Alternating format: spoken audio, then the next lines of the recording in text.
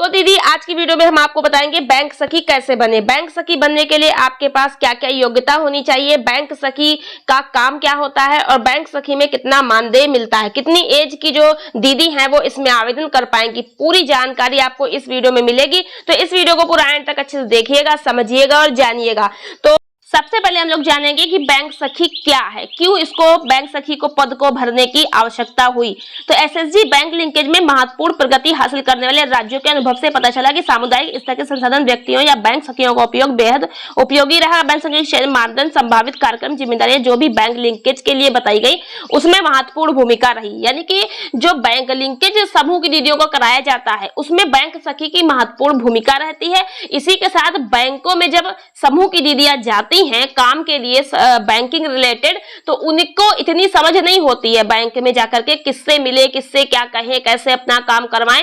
इन सब की हेल्प के लिए बैंक सखी एक महत्वपूर्ण कैडर के रूप में मानी गई है। तो इस कारण से बैंक सखी का पद समूहों में आया। अब बात करते हैं बैंक सखी के कार्य क्या क्या होते हैं, वो समझ लीजिए।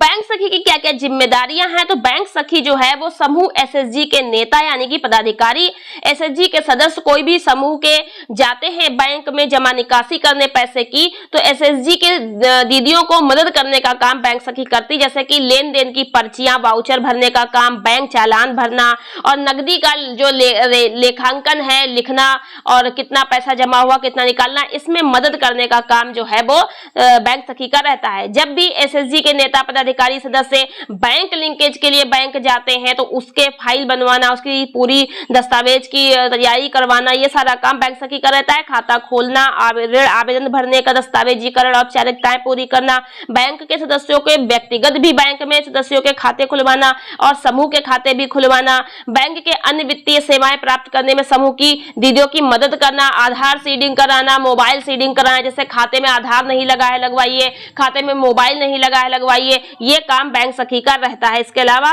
प्रशिक्षक के रूप में बैंक सखी को क्या क्या काम करने होते हैं, क्रेडिट लिंकेज, ब्याज दर, पुनर्भुगतान अनुसूची, ब्याज सब्सिडी, ऋण के नियम शर्त, एसएसजी के बीच जागरूकता फैलाना, समूह सदस्यों को बैंक प्रक्रियाओं की जानकारी देना, बैंक से जुड़ी योजनाओं के कार्यक्रमों के बारे में बताना, जैसे कि बीमा है, पेंशन है और भी कई सारी योजनाएं सरकार की बैंकिंग रिलेटेड, उनकी जानकारी दीदी लोग को देना, उनकी हेल्प करना, उनके बीमा पेंशन आदि के बारे में उनके दस्तावेज जमा करवाना।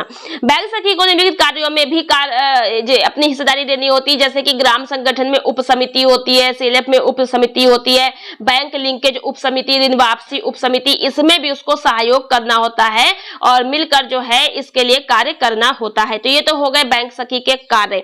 अब हम लोग बात करते हैं कि बैंक सखी की योग्यता क्या होनी चाहिए और एक बैंक में कितनी बैंक सखी होती हैं, क्योंकि एक बैंक में बहुत सारे समूहों के खाते खुले होते हैं। तो कितनी बैंक सखी होगी यहाँ पर देखेंगे। देखिए 30 समूह पर एक बैंक सखी का बैंक में चयन किया जाता है और ये बैंक शाखा में बैठती हैं। तो आपके जिस भी बैंक शाखा में बैंक सखी की आवश्यकता है वहीं पर आपको तैनाती दी जाएगी और एनआरएलएम की तरफ से जिस बैंक शाखा में आसपास के गांव के 30 समूह के खाते खुल चुके हैं और दीदी लोग आके लेन देन कर रही, तो वहां पर बैंक सखी की आवश्यकता होती है और इसकी नियुक्ति के लिए आपको हाई स्कूल पढ़ा होना बहुत जरूरी है। कम से कम हाई स्कूल पढ़ी है तो आप इसमें आवेदन कर पाएंगी। हिंदी इंग्लिश की समझ होनी चाहिए और गणित अंक गणित का ज्ञान आपको होना जरूरी है। अगर उम्र की बात करें तो कम से कम 18 वर्ष, अधिक से अधिक 45 वर्ष की दीदी इसमें आवेदन कर पाएंगी। और ये 30 समूह पर अगर बैंक में खाता खुला तो एक बैंक सखी रहेगी और अगर 80 से 160 समूह के खाते बैंक में खुले हैं तो वहां पर 2 बैंक सखी रखी जाएंगी। 160 से अधिक खाते खुले हैं तो उस बैंक में 3 बैंक सखी की तैनाती की जाएगी। तो ठीक है, अगर 30 समूह है तो एक बैंक सखी, 40 है तो भी एक बैंक सखी, 50 है, 60 है तो भी एक बैंक सखी, 60 समूहों तक एक बैंक सखी की जिम्मेदारी रहेगी। और हो सकता है कि आवश्यकता पड़ने पर 30 समूह पे 2 बैंक सखी कर दे, क्योंकि कम से कम 30 समूह पे एक बैंक सखी होती है। लेकिन 60 से ऊपर जैसे ही खाते बढ़ जाते हैं तो उसमें 100% जो है दूसरी बैंक सखी की आवश्यकता पड़ती ही पड़ती है, तो फिर से एक बैंक सखी एक और रख दी जाएगी। इस प्रकार से 2, 3, बैंक सखी हो सकती हैं बैंक शाखा में। तो यहाँ पर आपको योग्यता और ये चीज पद समझ में आ गया। अब हम बात करेंगे दस्तावेज क्या क्या लगते हैं बैंक सखी के। तो देखिए, दस्तावेज में आपका जो पढ़ाई लिखाई हाई स्कूल इंटर जो भी किया हो उसकी मार्कशीट की फोटोकॉपी और सर्टिफिकेट की फोटोकॉपी, आपके आधार पैन कार्ड इसकी फोटोकॉपी लगेगी, आपका स्वयं का पर्सनल बैंक खाता जिसमें आधार सीडिंग हो और जिसमें मोबाइल सीडिंग हो उसको आपको फोटोकॉपी लगानी होगी, आपके खुद के फोटो लगेंगे और जिस समूह से आप जुड़ी हैं उस समूह का आपका सदस्य पासबुक होगा उसकी फोटोकॉपी और समूह का जो खाता है उसकी फोटोकॉपी मांगी जा सकती है। इतने दस्तावेज आपको देने होते हैं और इसके लिए आपको फॉर्म कहां भरना होगा, इसके लिए आपको ब्लॉक पे जाकर के NRLM ऑफिस से पता करना होता है। यदि आपको जानकारी हो गई है बैंक सखी का आवेदन हो रहे हैं तो आप सीधे जाकर ब्लॉक पे अपना फॉर्म मांग लीजिए कि बैंक सखी का हमें फॉर्म भरना दे दीजिए। तो NRLM ऑफिस में BMM के द्वारा आपको फॉर्म दिया जाएगा, वहां से आप फॉर्म ले सकते हैं और जो है वहां पे ही जमा होगा, सारे दस्तावेज लगा के आपको ये फॉर्म वहां पे जमा कर देना है। तो जब आप जो है ये फॉर्म जमा कर देंगे उसके बाद वहां पर फॉर्म की छटनी होती है, किसके फॉर्म अच्छे और सही भरे हैं, योग्यता के अनुसार फॉर्म छाटे जाते हैं। तो साफ सुथरे फॉर्म सिलेक्ट किए जाते हैं, सूची बनाई जाती है, उसमें अगर आपका नाम फॉर्म सिलेक्ट हो जाता है, नाम आ जाता है सूची में, तो फिर आपको कॉल की जाएगी और तब आपको एक लिखित परीक्षा के लिए बुलाया जाएगा। तो लिखित परीक्षा और इंटरव्यू होगा आपका। इस लिखित परीक्षा और साक्षात्कार यानी कि इंटरव्यू के आधार पर क्लस्टर लेवल फेडरेशन यानी कि CLF और नोडल ग्राम संगठन यानी कि VO बैंक सखी का चयन करता है।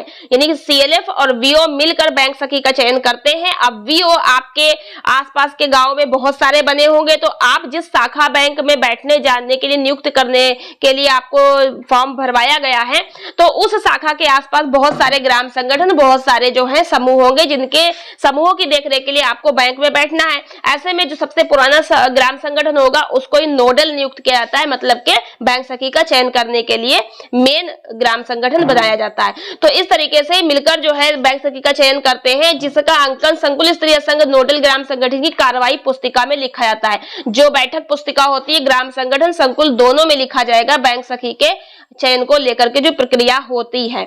उसके बाद बैंक सखी का कार्यकाल 2 वर्ष का रहेगा। 2 वर्ष के बाद आपके कार्यों का मूल्यांकन होगा। अच्छा काम कर रही हैं, सब लोग प्रसन्न है दीदी लोग, तो आपका अनुबंध आगे बढ़ा दिया जाता है। फिर 2 वर्ष के लिए आपको आगे बढ़ा दिया जाता है। इसके बाद आपके जो कार्य है उस आधारित पर आपको जो है मानदेय प्रदान किया जाता है। अब कार्य आधारित मानदेय अगर आपको मिलता है तो महीने में कितना आपको मानदेय मिलता है समझ लीजिए।